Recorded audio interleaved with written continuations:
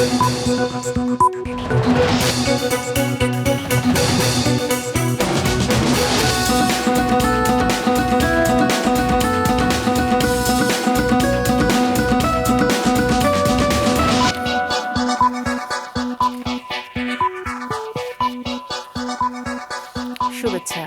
স্বাগত সন্ধ্যার মাছরাঙা সংবাদের সঙ্গে আছে আমি ইবতিসাম নাসিম। শুরুতেই গার্ডিয়ান লাইফ ইন্স্যুরেন্স সংবাদ শিরোনাম। আগামী 2-3 দিনের মধ্যে ঐতিহাসিক জুলাই সনদ চূড়ান্ত পর্যায়ে পৌঁছাবে বলে জানিয়েছে জাতীয় ঐকমত্য কমিশন। দলগুলোর সঙ্গে আজ আলোচনার শুরুতে জানানো হয় 20টি বিষয়ের মধ্যে 12টিতে ঐকমত্য হয়েছে। সাংবিধানিক ও সংবিধিবদ্ধ প্রতিষ্ঠানগুলোয় নিয়োগে কমিটি গঠন নিয়ে আলোচনার শুরুতে ওয়াকআউট করে বিএনপি এবং পরে যোগ দিলেও আলোচনায় অংশ নেয়। চাঁদাবাজ মুক্ত দেশ গড়তে সবাইকে ঐক্যবদ্ধ হওয়ার আহ্বান জানিয়েছে জাতীয় নাগরিক পার্টি। জামালপুর ও ময়মনসিংহে জুলাই পদযাত্রার পর পথসভায় এ আহ্বান জানান দলটির নেতৃবৃন্দ। সংস্কারের মাধ্যমে নিরপেক্ষ পুলিশ প্রশাসন ও বিচার ব্যবস্থা নিশ্চিত করার দাবিও জানান তারা।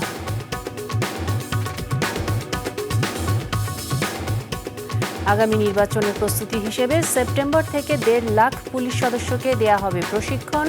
আইন শৃঙ্খলা পরিস্থিতি এবং নির্বাচনের প্রস্তুতি নিয়ে প্রধান উপদেষ্টার সঙ্গে এক বৈঠকে এই সিদ্ধান্ত হয়। নির্বাচনের মাঠে থাকবে 60,000 সেনা সদস্য। নির্বাচন সামনে রেখে বিভিন্ন বাহিনীর মধ্যে সমন্বয় বাড়ানোর তাগিদ দেন প্রধান উপদেষ্টা।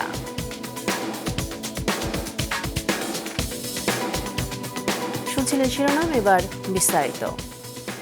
জুলাই সনদের লিখিত খসড়া রাজনৈতিক দলগুলোর কাছে পাঠানো হয়েছে। 30 জুলাই দুপুর 12টার মধ্যে মতামত সহ জমা দিতে বলেছে ঐকমত্য কমিশন। এদিকে 4টি সাংবিধানিক ও সংবিধিবদ্ধ প্রতিষ্ঠানের প্রধান নিয়োগ প্রক্রিয়া সংশোধনের বিরোধিতা করে কমিশনের বৈঠক থেকে আজ আধ ঘণ্টার জন্য ওয়াকআউট করে বিএনপি। সাংবিধানিক প্রতিষ্ঠানগুলোতে নিয়োগের জন্য একটি স্বাধীন কমিটি করার প্রস্তাব দেয় সংবিধান সংস্কার কমিশন। তবে বিএনপির আপত্তির জেরে সেখান থেকে সরে সাংবিধানিক ও সংবিধিবদ্ধ প্রতিষ্ঠানের নিয়োগ কমিটি নামে নতুন প্রস্তাব দেয় ঐকমত্য কমিশন। গত বুধবার কমিশনের 18তম বৈঠকে আরও কিছু সংশোধনী এনে নতুন করে 5টি সাংবিধানিক পদে নিয়োগ প্রক্রিয়া নিয়ে আলোচনা শুরু করে ঐকমত্য কমিশন। বেশিরভাগ রাজনৈতিক দল সেদিন কমিশনের প্রস্তাবে একমত হলেও বিএনপি শুধু নির্বাচন কমিশনের বিষয়ে ছাড় দেয়, জানিয়ে দেয় বাকি বিষয়গুলো নিয়ে আলোচনা করবে না তারা। আজ ঐকমত্য কমিশনের 20তম বৈঠক শুরু হয় রাজধানীর ফরেন সার্ভিস একাডেমিতে। সরকারি কর্ম কমিশন, দুর্নীতি দমন কমিশন, মহা হিসাব নিরীক্ষক ও নিয়ন্ত্রক এবং ন্যায়পাল নিয়োগের বিধান নিয়ে আলোচনা শুরু হয়। তখন বৈঠক থেকে ওয়াকআউট করে বিএনপি।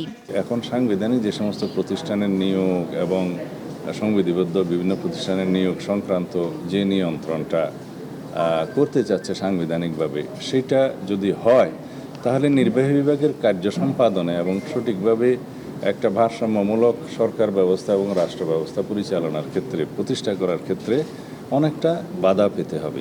ইসির আলোচনার সময় বলেছেন বাকিগুলোর আলোচনা উপস্থিত থাকবেন না, এটাই তারা অংশগ্রহণ করতে চাচ্ছেন না।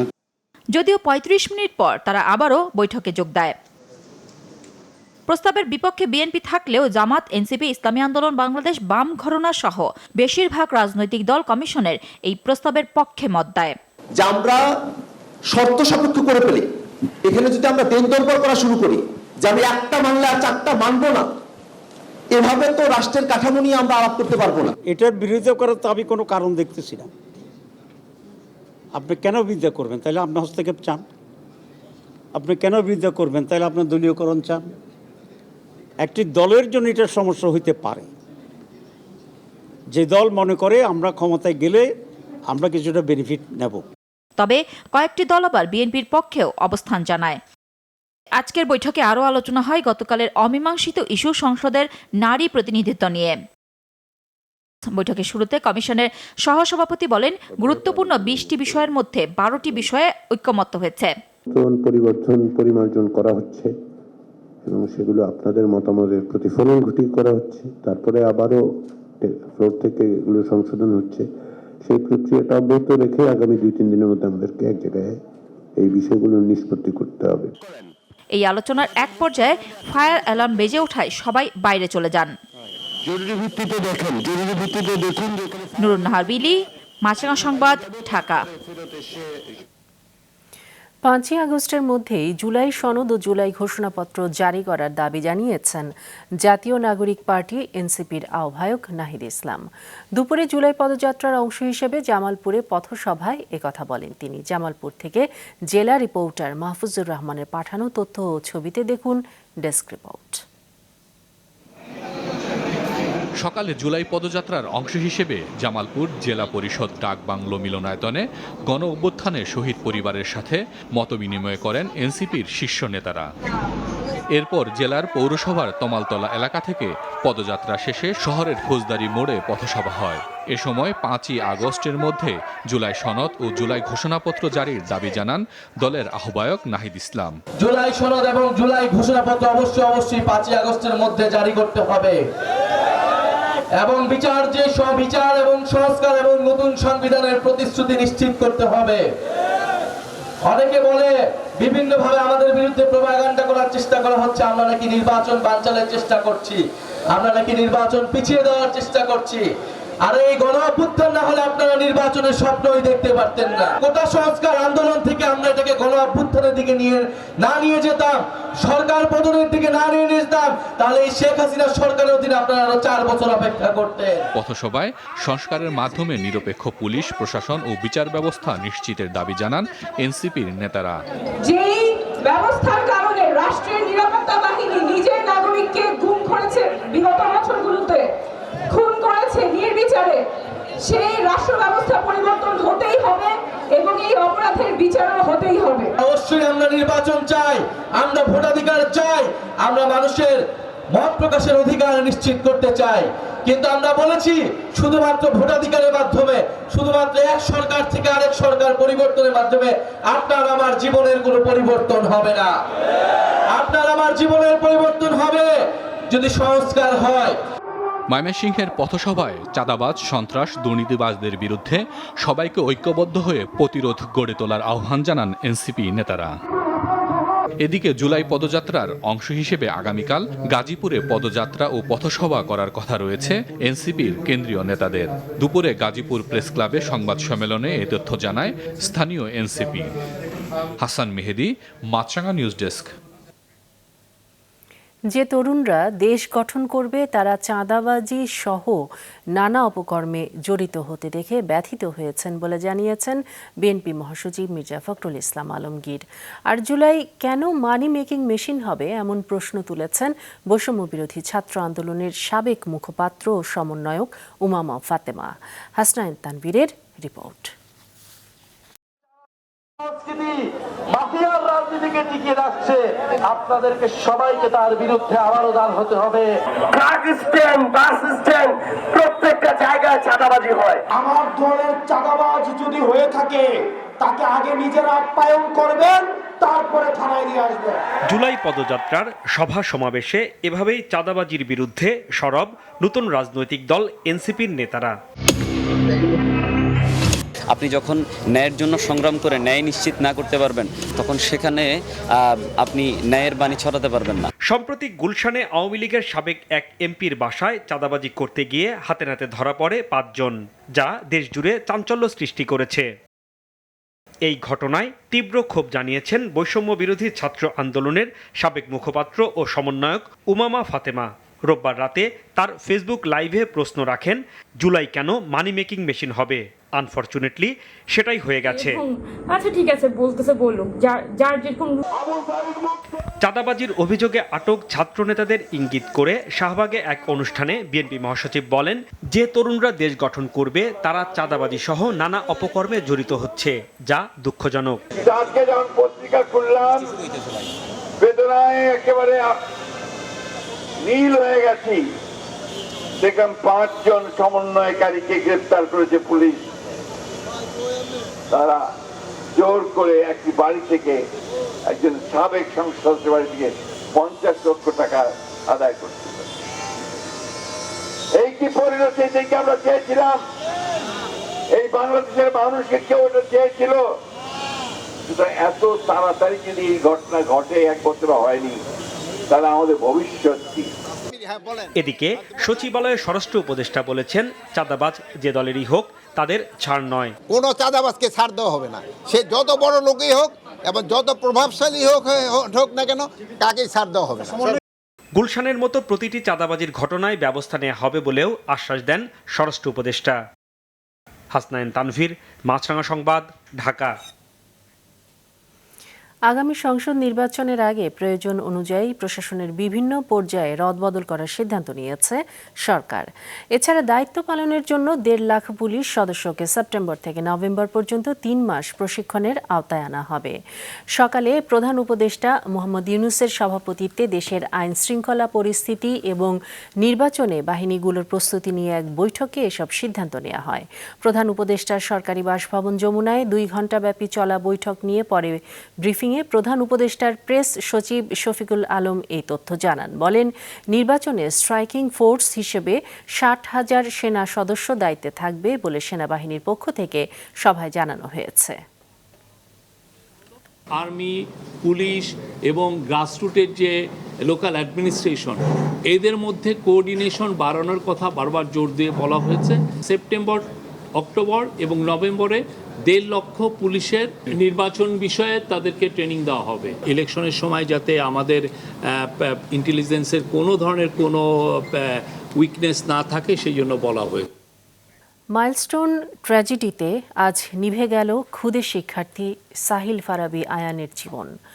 দফায় দফায় সংশোধনের পর সরকারি হিসেবে মৃত্যুর সংখ্যা দেওয়া হয়েছে 34 জন।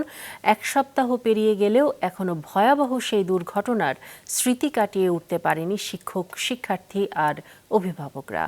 আতঙ্ক কাটাতে সপ্তাহব্যাপী চিকিৎসার ব্যবস্থা করেছে বিমান বাহিনী। তবে শ্রেণী কার্যক্রম কবে থেকে শুরু হবে সেই সিদ্ধান্ত এখনো হয়নি। আরও জানাচ্ছেন দাউদ হাসান। 8 দিন মৃত্যুর সাথে যুদ্ধ করে অবশেষে পরাজিত হলো সাহিল ফারাবী আয়ান। মাত্র 14 বছর বয়সেই থেমে গেল তার জীবন। শ্বাসনালী সহ শরীরের 40% পুড়ে গিয়েছিল তার। এদিকে বিমান দুর্ঘটনার 8 দিনেও থমথমে পরিস্থিতি বিরাজ করছে মাইলস্টোন স্কুলে। কবে থেকে শিক্ষা কার্যক্রম শুরু হবে তা জানতে ক্যাম্পাসে আসছেন শিক্ষার্থী সহ অভিভাবকরা। দুর্ঘটনাস্থল এক নজরে দেখতে আজও উৎসুক জনতা দেখা গেছে স্কুল প্রাঙ্গণে। অনেকেই হসপিটালে ভর্তি আর অনেকেই মারা গেছে, তো এখন আমার একটু ভয় লাগতেছে। তাই আমি ভিতরে ঢুকছি, দেখছি যে ঘটনাটা ঘটছে এটা মারাত্মক ঘটনা। যে শোক পরিবারের যে ছেলে মেয়েগুলি আছে তাদেরকে, তাদের পিতামাতাকে সান্ত্বনা দেওয়া এবং তাদের পাশে দাঁড়ানো সরকারের প্রতি আমি আহ্বান জানাচ্ছি। আমার খালি ভালো লাগে না, আমার খালি মনে মনে খালি ভয় করে। ভয়াবহ সেই ঘটনার দুঃসহ স্মৃতি এখনও তাড়া করছে শিক্ষার্থী, অভিভাবক সহ প্রতিষ্ঠানের কর্মকর্তা কর্মচারীদের। মানসিক অস্থিরতা কাটাতে সপ্তাহব্যাপী কাউন্সিলিং ও চিকিৎসার ব্যবস্থা করেছে বিমান বাহিনী। রাতে ঘুম হয় না ঠিক মতো, ওই যে ঘটনাগুলো দেখছি ওগুলাই চোখের সামনে ভাসে। মিনিমাম ইনজুরগুলো যে কিছু কিছু বার্ন আছে 3-4%, সেই বার্নগুলো যারা বাসায় বসে ট্রিটমেন্ট নিচ্ছিল তারা এখানে এসে রিভিউ করাচ্ছে। আমরা তাদের ড্রেসিং করে দিচ্ছি, তাদের প্রয়োজনীয় ওষুধগুলো আমরা এখান থেকে দিয়ে দিচ্ছি। আর এখানে আপনার কলেজের স্টাফ যারা আছে তাদেরও আমরা, তারা যে সমস্যাগুলো নিয়ে আসছে সেগুলো আমাদের ডাক্তাররা দেখে দিচ্ছেন, আমরা ওষুধও দিয়ে দিচ্ছি। বিমান বিধ্বস্তের ঘটনা অনুসন্ধানে শিগগিরই চীনের তদন্ত দল ঢাকায় আসবে বলে জানিয়েছেন বিমান বাহিনীর এয়ার কমোডর শহীদুল ইসলাম। দুপুরে সংবাদ সম্মেলনে শহীদুল ইসলাম বলেন, তদন্তের পরেই দুর্ঘটনার কারণ জানা যাবে।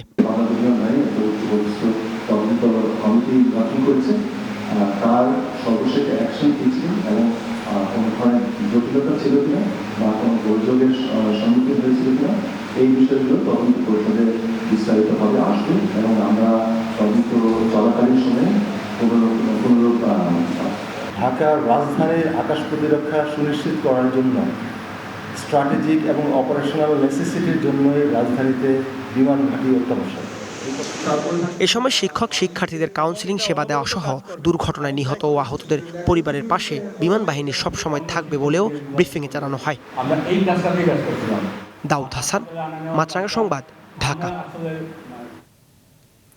বাংলাদেশে ডিজিটাল কানেক্টিভিটি অগ্রগতির লক্ষ্যে দেশের শীর্ষস্থানীয় ইন্টারনেট সেবা প্রদানকারী প্রতিষ্ঠান ভিশন টেকনোলজিস লিমিটেড চীনের অন্যতম প্রযুক্তি প্রতিষ্ঠান ZTE কর্পোরেশনের সঙ্গে এক্সক্লুসিভ ডিস্ট্রিবিউশন চুক্তি স্বাক্ষর করেছে। সকালে মাছরাঙা টেলিভিশন সেন্টারে ভিশনের প্রধান নির্বাহী কর্মকর্তা আব্দুল্লাহ আল জাবেদ এবং ZTEর কমার্শিয়াল ডিরেক্টর চেন জিংবো তাদের নিজ নিজ প্রতিষ্ঠানের পক্ষে চুক্তি স্বাক্ষর করেন। এর মাধ্যমে ভিশন ZTEর অত্যাধুনিক কনজিউমার প্রোডাক্ট বিতরণ করবে, যার মধ্যে রয়েছে সব ধরনের ওয়াইফাই, রাউটার ও সব ধরনের set top box. Vision Technologies লিমিটেডের CEO আব্দুল্লাহ আল জাবেদ বলেন, এই অংশীদারিত্ব দেশের প্রযুক্তি খাতে নতুন সম্ভাবনার দ্বার খুলবে এবং গ্রাহকদের জন্য আধুনিক সেবা নিশ্চিত করবে। উপস্থিত ছিলেন ভিশন টেকনোলজিস লিমিটেডের chief operating officer Abdullah Al Mamun, Mediacom লিমিটেডের CEO এবং মাছরাঙা টেলিভিশনের executive director Ajay Kumar Kundu, SFBL এর head of legal affairs Ali Imran, ZTE বাংলাদেশের country CEO Mao Jun Yong, ZTEর অ্যাকাউন্টিং ডিরেক্টর ওয়ে রুলাই ও অন্যান্যরা। সেইটার এক্সক্লুসিভ ডিস্ট্রিবিউটর হিসাবে আজকে ZTE কর্পোরেশনের সাথে ভিশন টেকনোলজিস লিমিটেডের যে চুক্তি হলো, এই চুক্তির মধ্য দিয়ে ভিশন টেকনোলজিস লিমিটেড আজ থেকে নতুনভাবে পথ চলা শুরু করলো। আমরা চাচ্ছি যে সবচেয়ে কম দামে ভালো জিনিসটা পৌঁছায় দিতে। আমরা ওদেরকে রিকোয়েস্ট করছি ওরা কোয়ালিটি প্রোডাক্ট দিবে এবং সেই প্রোডাক্টগুলোই মানুষ কম দামে ভালো জিনিসটা পাবে। এবার আন্তর্জাতিক। সীমান্ত সংঘাত অবসানে থাইল্যান্ড ও কম্বোডিয়ার নেতারা তাৎক্ষণিক ও শর্তহীন অস্ত্রবিরতিতে সম্মত হয়েছে বলে জানিয়েছেন মালয়েশিয়ার প্রধানমন্ত্রী আনোয়ার ইব্রাহিম। সোমবার মালয়েশিয়ায় দুই দেশের নেতাদের বৈঠকের পর এ সিদ্ধান্ত হয়। বৈঠকের পর আনোয়ার ইব্রাহিম বলেন, এটি উত্তেজনা কমানো এবং শান্তি ও নিরাপত্তা পুনরুদ্ধারের জন্য একটি গুরুত্বপূর্ণ প্রথম পদক্ষেপ। মধ্যরাত থেকে শর্তহীন যুদ্ধবিরতিতে প্রবেশ করবে থাইল্যান্ড ও কম্বোডিয়া। আলোচনায় মধ্যস্থতাকারী হিসেবে যুক্তরাষ্ট্র ও চীনের প্রতিনিধিরাও অংশ নেন বলে জানা গেছে। এর আগে মার্কিন প্রেসিডেন্ট ডোনাল্ড ট্রাম্প দুই দেশের নেতাদের সঙ্গে টেলিফোনে কথা বলেন এবং দ্রুত যুদ্ধবিরতিতে পৌঁছানোর আহ্বান জানান। সন্ধ্যার সংবাদ শেষ করব, তবে যাবার আগে গার্ডিয়ান লাইফ ইন্স্যুরেন্স সংবাদ শিরোনামগুলো আরও একবার। জুলাই সনদের খসড়া দলগুলোর কাছে বুধবার দুপুরের মধ্যে কমিশনকে জানাতে হবে লিখিত মতামত। সংলাপে কিছু সময়ের জন্য বিএনপির ওয়াকআউট। চাঁদাবাজ মুক্ত দেশ গড়তে সবাইকে ঐক্যবদ্ধ হওয়ার আহ্বান এনসিপি নেতাদের। সংস্কারের মাধ্যমে নিরপেক্ষ পুলিশ প্রশাসন ও বিচার ব্যবস্থা নিশ্চিতের তাগিদ। এবং আইন শৃঙ্খলা পরিস্থিতি ও নির্বাচনের প্রস্তুতি নিয়ে প্রধান উপদেষ্টার সঙ্গে সংশ্লিষ্টদের বৈঠক। নির্বাচন সামনে রেখে বিভিন্ন বাহিনীর মধ্যে সমন্বয় বাড়ানোর তাগিদ। এই ছিল সন্ধ্যা সংবাদে। ফেসবুকে আপডেট পেতে ভিজিট করুন মাছরাঙা টেলিভিশনের পেজে। ইউটিউব চ্যানেলেও দেখতে পারেন আমাদের সংবাদ, প্রতিবেদন এবং অনুষ্ঠান।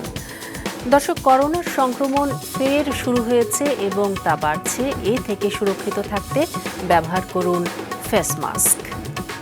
এতক্ষণ সঙ্গে থাকার জন্য ধন্যবাদ জানিয়ে আমি ইফতিশাম নাসিম মৌ শেষ করছি সন্ধ্যার মাছরাঙা সংবাদ। এই দিন এইভাবে।